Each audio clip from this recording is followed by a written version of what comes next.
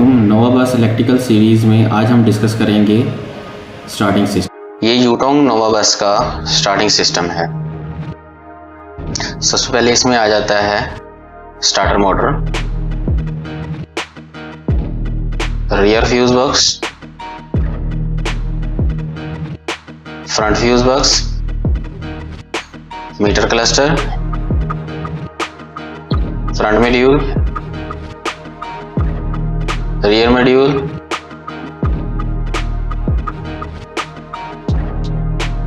Engine ECU, chassis grip. सबसे पहले इसका स्टार्टर मोटर पर आ जाते हैं। ये आप लोग जानते हैं कि ये स्टार्टर मोटर का सोलेनॉइड होता है। इसके वायर नंबर 1, 3, 1, 2, 13, 12 में जैसे करंट आएगा तो ये सोलेनॉइड को, इस प्लंजर को, इस प्लेट को इन दो पॉइंट के साथ कनेक्ट करवा देगा। इस पॉइंट पे ऑलरेडी हाई वोल्टेज मौजूद है जो कि rear fuse box K7 relay में से आते हैं। K7 रिले के बारे में मैं ऑलरेडी अपने प्रीवियस वीडियो में जो पावर सर्किट है उसके बारे में बता चुका हूँ कि K7 रिले किस तरह से टर्न ऑन होती है।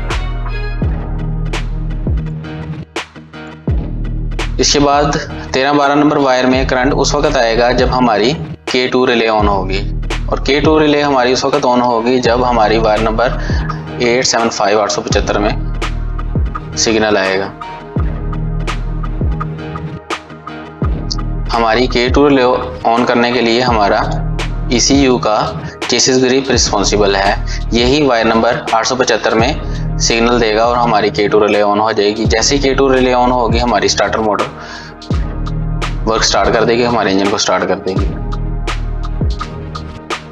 और जैसे ही हमारा इंजन एक सर्टेन RPM तक पहुंचेगा तो इस स्टार्टर मोटर को टर्न ऑफ भी करवाना है, और उसके लिए भी हमारा ECU ही रिस्पॉन्सिबल है। एक सर्टेन RPM पर आने के बाद ये K2 रिले को टर्न ऑफ करवाएगा, इसी वायर के जरिए सिग्नल ऑफ करवा देगा और हमारी जो स्टार्टर मोटर है वो वर्क क्लोज कर देगी।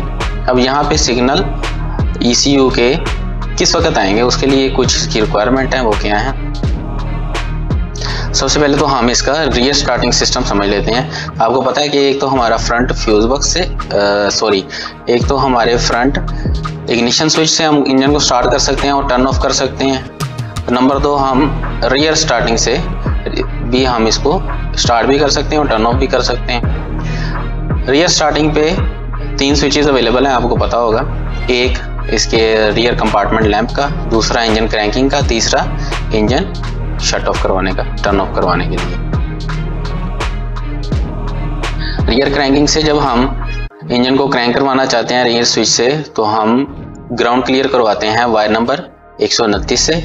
जैसे ही हम यहाँ से इसका ग्राउंड क्लियर करवाएंगे, रियर मॉड्यूल को इन्फॉर्मेशन चली जाएगी कि हम रियर स्विच से स्टार्टिंग करवाना चाहते हैं। इस वक्त हमारा जो रियर कंपार्टमेंट का स्विच है वो ओपन कंडीशन में होना चाहिए। इसका ग्राउंड अनक्लियर होना चाहिए, इसका ग्राउंड क्लियर नहीं होना चाहिए जब ये इंजन ओपन होगा। इंजन रूम डोर स्विच, जब हमारा इंजन रूम के लेफ्ट साइड पे ये डोर स्विच लगा होता है, ये ओपन कंडीशन में होगा तो हम 129 से वायर नंबर 129 से इंजन की क्रैंकिंग करवा सकते हैं, उसको स्टार्ट करवाते हैं। जैसे ही यहाँ से सिग्नल जाएगा रियर मॉड्यूल को, रियर मॉड्यूल इन्फॉर्मेशन पास करेगा फ्रंट मॉड्यूल को, और front module wire number 129, connector number 6, pin number 16 और वायर नंबर 129 से इन्फॉर्मेशन पास करेगा, सिग्नल देगा ECU को। 833 नंबर तार आगे जाके बन जाएगी इसकी, और इंजन ECU वोल्टेज आउट कर देगा इंजन अपनी स्टार्टर मोटर की क्रैंकिंग के लिए। K2 को ऑन करवा देगा और ये हमारी starter motor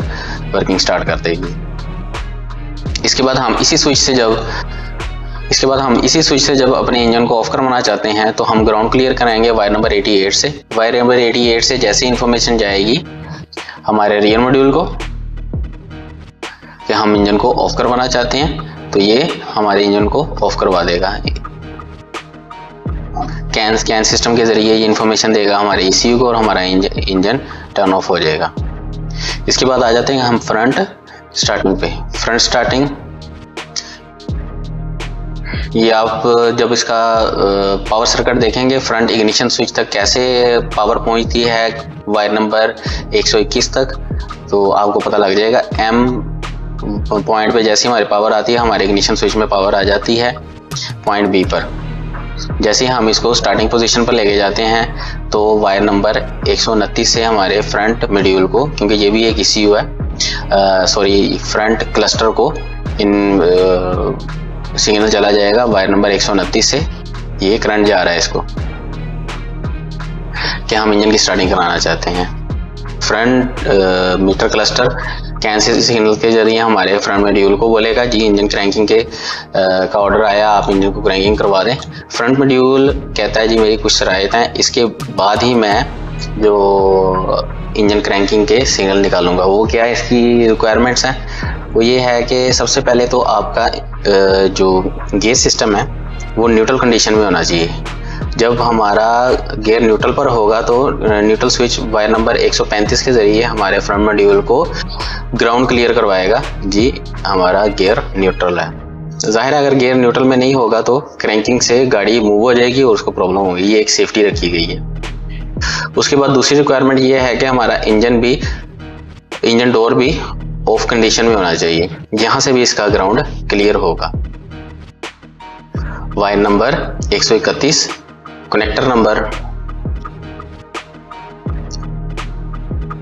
2, pin number 8, wire number 131 के जरिए इसका ग्राउंड क्लियर होगा। एक ग्राउंड इसका ये क्लियर होगा।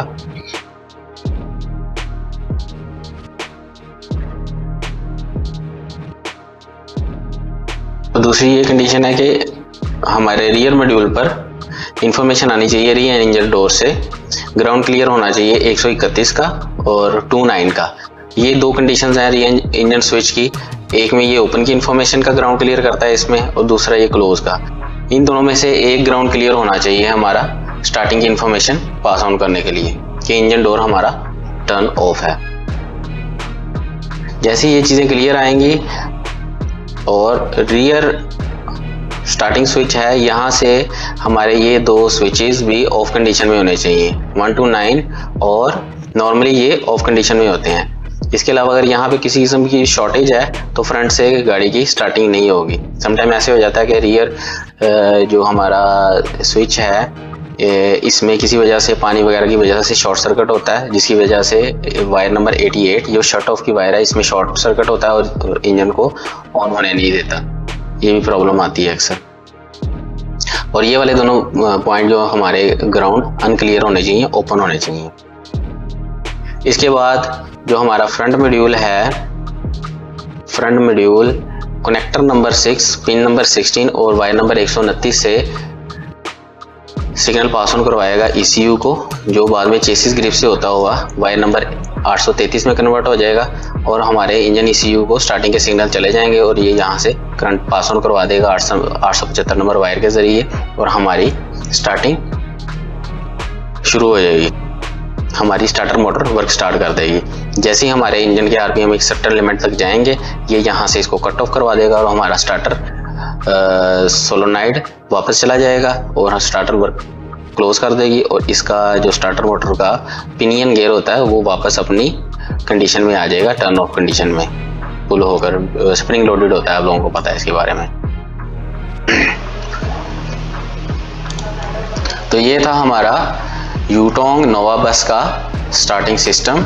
मिलते हैं अगली वीडियो में। अल्लाह हाफिज़।